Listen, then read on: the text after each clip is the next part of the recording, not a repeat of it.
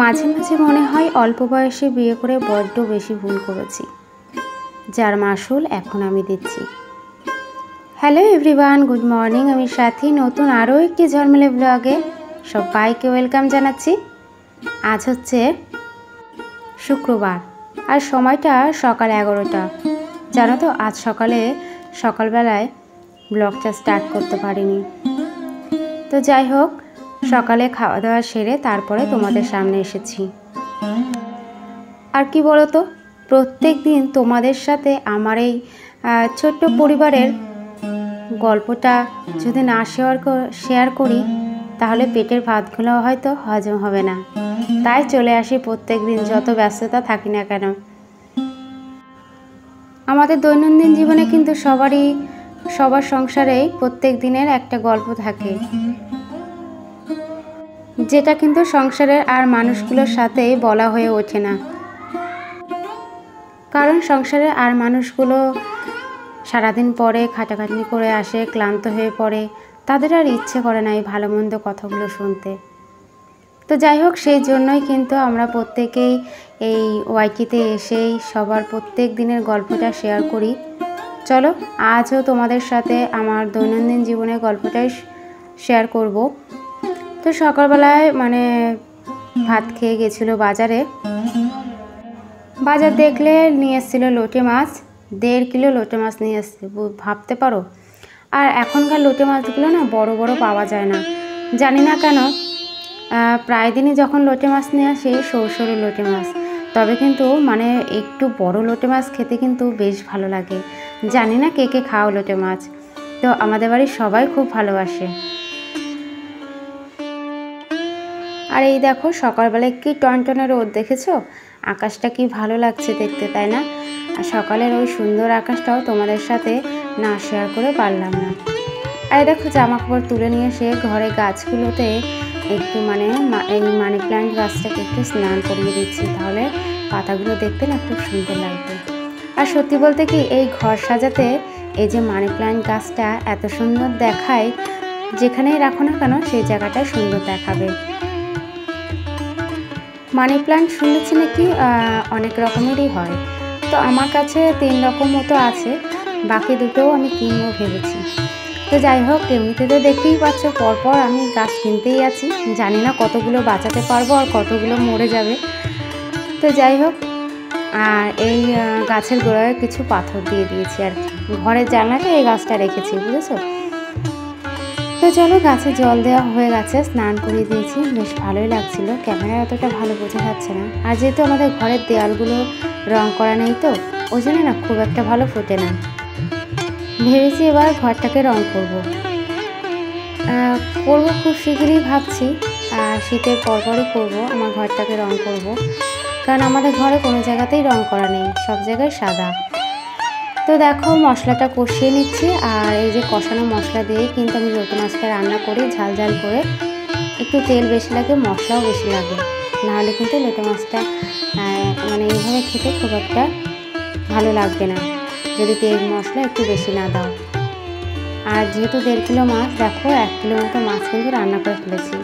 আর সত্যি বলতে কি, আজকে জানো না, লোটে মাছটা ভালোই ছিল আর খেতেও খুব টেস্টি হয়েছিল। তো কী বলবো তোমাদের, আমি নিজেই হাসছি, তোমাদের বলবো কি। 1 কিলো মাছের থেকে হয়তো খুব বেশি হলে 2-250 মতো পড়ে আছে, রাত্রের জন্য, আর বাকিটা দুপুরেই খেয়ে ফেলেছি।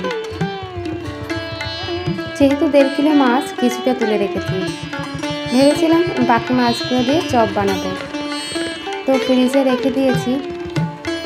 কাল আবার শনিবার, দেখি কি করা হয়।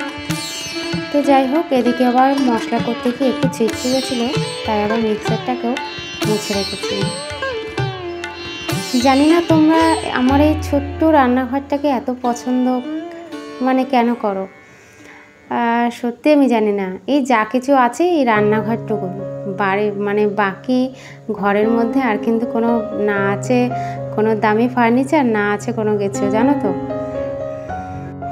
তোমরা ভিডিওতে যতটুকু দেখো সবই কিন্তু ওই ভিডিওতেই উপস্থাপন করা আর কি। ভিডিও শেষে আবার জায়গার জিনিস জায়গায় চলে যায়।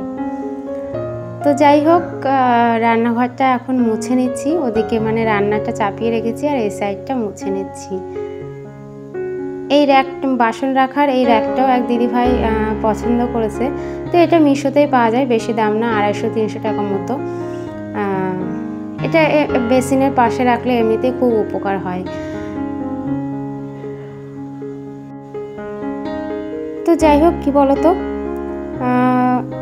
ভুল ত্রুটি সবারই হয়। তো আজকে মানে এক দিদিভাইয়ের কমেন্টে গিয়ে আমি বলেছিলাম যে তোমারটা বুঝিয়ে দিলাম। আমি জানি না, কি বলো তো, ওয়াইটিতে আছি ঠিকই, কিন্তু এক এক সময় তো এক এক রকম নিয়মকানুন বদলায়। তো কখন কিসে যে ক্ষতি হবে এটা না সবসময় বোঝা ওঠাটাই দায়। তো যাই হোক, কী বলো তো, আমার ভালো লাগলো যে দিদিভাই আমাকে এই কমেন্টটা করে জানিয়ে দিল যে এরকম কমেন্ট আমি আর করব না। তো যাই হোক, যদি কোনো ভুল ত্রুটি হয় তোমরা কিন্তু অবশ্যই কমেন্টে জানিয়ে দিও, ঠিক আছে? কারণ সবটা সবাই জানে না। হয়তো আমি যেটা জানি তুমি জানো না, তুমি যেটা জানো সেটা আমিও জানি না, তাই না বলো? তো যাই হোক, আজকে কিন্তু রান্না করছি কুলেখাড়া বেগুন দিয়ে রান্না করছি, একটু রসুন ফোড়ন দিয়েছি আর কালো জিরে। আর ওদিকে তো দেখতেই পেলে লোটে মাছের ঝাল রান্না করেছি, এই দুটো দিয়ে হয়ে যাবে।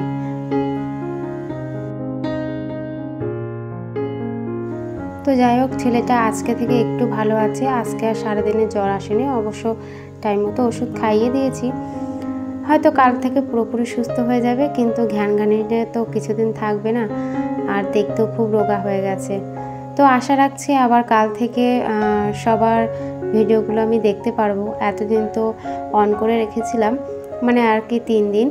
তো আশা রাখছি যে কাল থেকে তোমাদের ভিডিওগুলো আমি দেখতে পারবো আর তোমাদের কাজকর্মের কথাগুলোও বলতে পারবো। তো কি বলো তো, আমরা কিন্তু এই যে কয়েকটা দিদিভাই একসঙ্গে মানে রোজ সবাই সবার ভিডিওতে যাচ্ছি, ভিডিও দেখছি, কমেন্ট করছি, একটা না মানে ছোট্ট একটা পরিবার মতো কিন্তু মানে আমাদের তৈরি হয়ে গেছে। তো সেখানে তো সেই ছোট্ট পরিবারে বিশ্বাস, ভালোবাসা এটা তো থাকবেই, তাই না?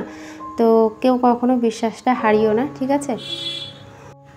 বিশ্বাস আর ভালোবাসাটা রেখেই এভাবে আমরা প্রত্যেকেই এগিয়ে যেতে চাই।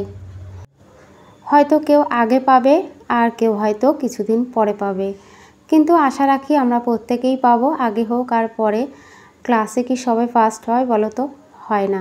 যাই হোক, সবাই চাই এভাবেই এগিয়ে যেতে, সবাইকে সাপোর্ট করে। তো সন্ধেবেলায় করেছিলাম একটু তালের বড়া। তো চলো, আজকের এই ছোট্ট ব্লগটা তোমাদের কাছে কেমন লাগলো অবশ্যই কিন্তু জানিও। আর এই যে তালের বড়া রেডি হয়ে গেছে। তো চলো, সবাই ভালো থেকো, সুস্থ থেকো, টাটা। আর এভাবেই সাপোর্ট করো। আর হ্যাঁ, কেউ কিন্তু লাইক কমেন্ট করতেও ভুলো না। লাইকটা কিন্তু আমাদের প্রত্যেকের ভিডিওতে খুবই দরকার, তাই অবশ্যই কিন্তু একটা লাইক দিয়ে ভিডিওটি কন্টিনিউ করো। চলো, টাটা।